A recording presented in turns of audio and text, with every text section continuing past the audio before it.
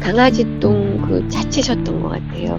그 강아지똥으로 태어난 거에 대해서 주변에서 많은 멸시를 받고 다들 우습게 여겼지만 이제 나중에는 강아지똥 자체가 훌륭하게 되는 게 아니라 그 자신을 유일하게 존중해준 그 민들레꽃의 거름이 되어서 민들레가 아름다운 꽃이 되는데 도움을 주고 기쁘게 이렇게 지상에서 사라지잖아요.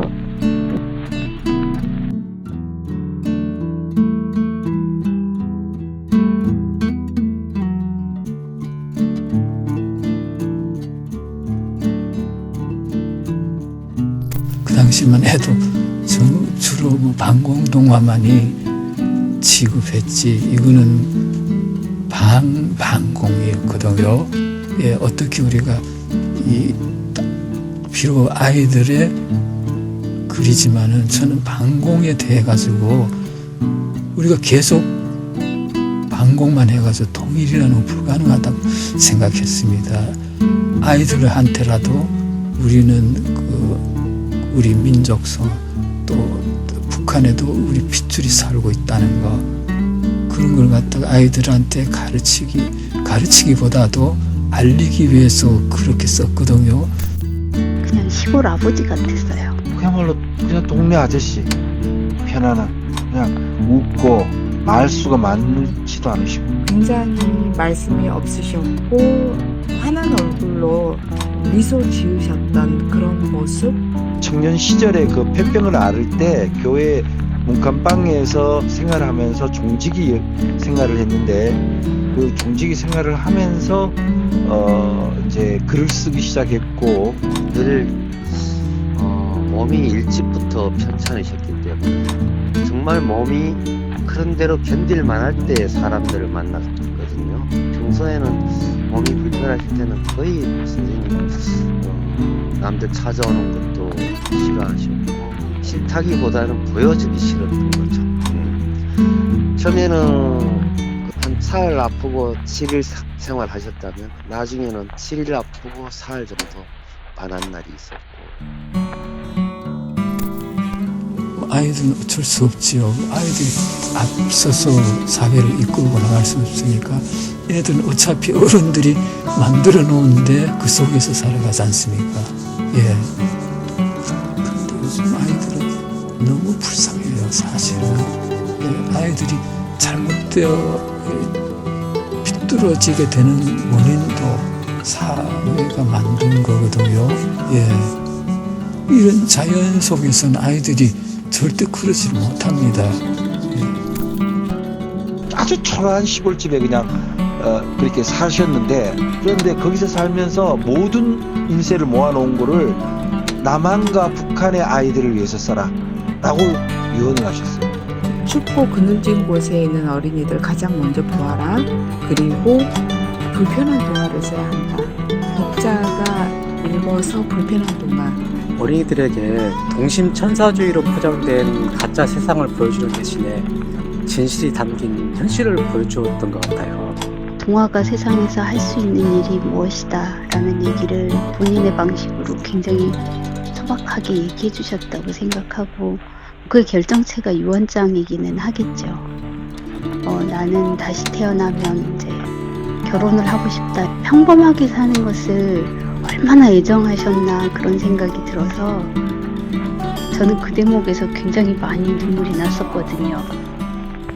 조그만 똥이지만 강아지 똥이지만 둥둥이가 주고 간 강아지 똥이지만 조달구지 지나가는 골목길 단밀 구석 자리에 놓인 못생긴 똥이지만 옷은 가리면 되고 집은 비를 그을 수만 있으면 되고 먹는 것은 배 안 고프면 된다. 이런 생각으로 사셨거든요. 그래서 난 내 집이 제일 좋아. 5평짜리 집. 오두막이 제일 좋다고 마음 편하다고 그렇게 말씀을 하셨거든요. 어떤 장식적이거나 예쁜 물건들이 하나도 없었던 것 같아요. 그래서 예, 어떻게 보면 그냥 허름한 책방, 헌책방 같은 느낌. 어떤 예쁜 물건, 장시적인 물건, 화려한 물건 그런 걸 본 기억이 없어요. 그 좁은 집 마당에는 밥솥이 하나 걸려 있는데요. 그 솥이 오래도록 그 마당에 남아 있었죠. 우리가 보통 보는 되게 작은 소반인데 낡은 소반이었죠. 그 작은 상에서 그 온 세상을 담을 수 있는 그런 따뜻한 글을 쓰셨던 게 너무 기억에 남고, 선생님은 정말 소박하게 연필 몇 자루로 사각사각 글을 쓰시면서 아주 오랫동안 많은 사람들한테 울림이 있는 글을 쓰셨던 것 같아요. 그때는 6.25 전쟁 때 몽실이 같은 아줌마들이 너무 많았습니다. 예. 그리고 피난 가다가 엄마는 죽고 아기만 살아남으면은 남자 아기면은 누나가 키우고 또 우리 마을에도 있어요. 그런 분들이.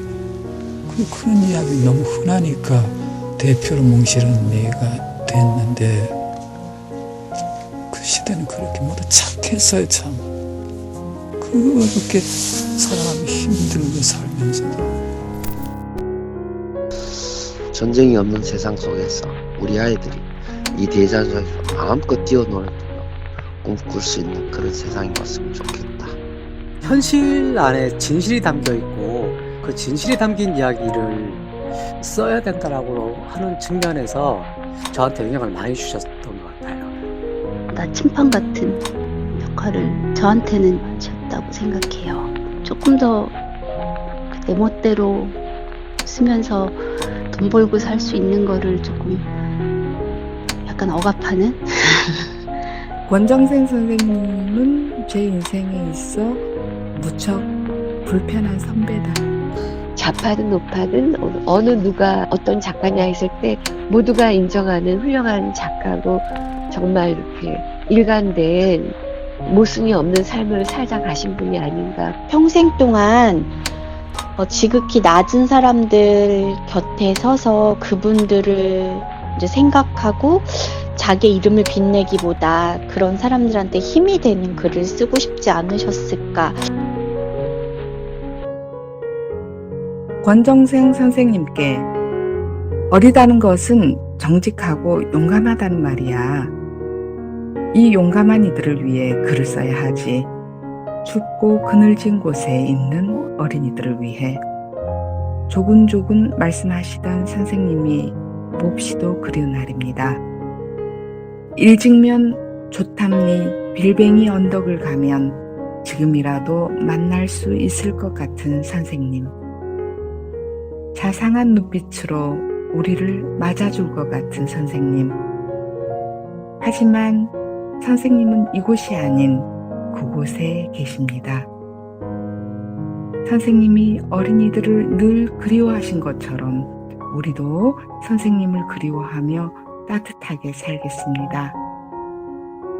사랑하는 선생님, 이 생에서 허락지 않았던 건강을 그곳에서 마음껏 누리시고 어여쁜 이웃들과 함께 영겁의 행복을 누리시길 바랍니다.